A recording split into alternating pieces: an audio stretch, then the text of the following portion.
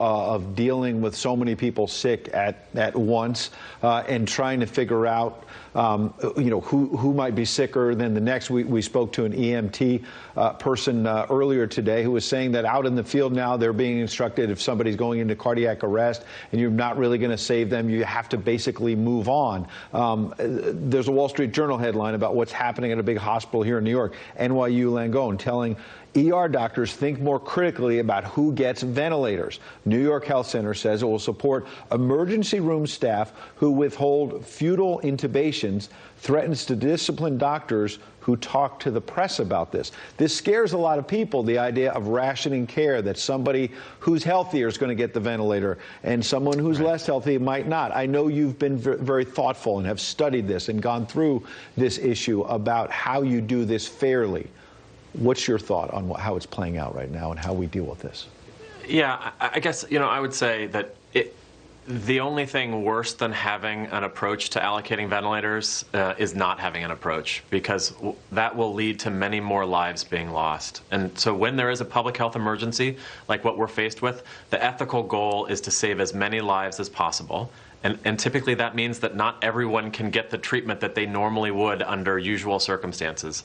And so we've developed a framework that prioritizes patients who are most likely to survive the hospitalization with intensive treatment and in the years beyond.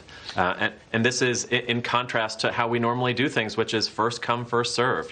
Whoever gets to the ICU first gets a ventilator. Right. If we're really trying to save patients, the focus is going to need to be on finding those who are most likely to benefit, treating them first, and then going as far down the list of patients as possible to save as many as possible. So how does that happen in the real world, in a crisis like this now? I know it's an evolving situation, so there's not a one-size-fits-all, but I've gotten emails from viewers who say, I'm watching these news reports, I'm a little bit older, I've got an underlying condition, and people write to me and they say, I'm afraid that if I go into an ICU and I'm 58 or 68 and there's somebody who's 45 or 35, I'm going to die.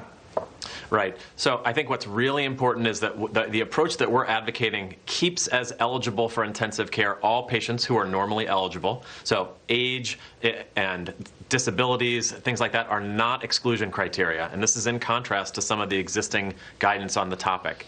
And instead, we use measures that can help us estimate a person's likelihood of surviving, not age. It's these physiological measurements, and that's what prioritizes patients. All right. Dr. Douglas White, we appreciate you walking us through all of that in a very considerate way and trying to figure this out. We hope to have you back. Thank you. Thanks. All right, Fox.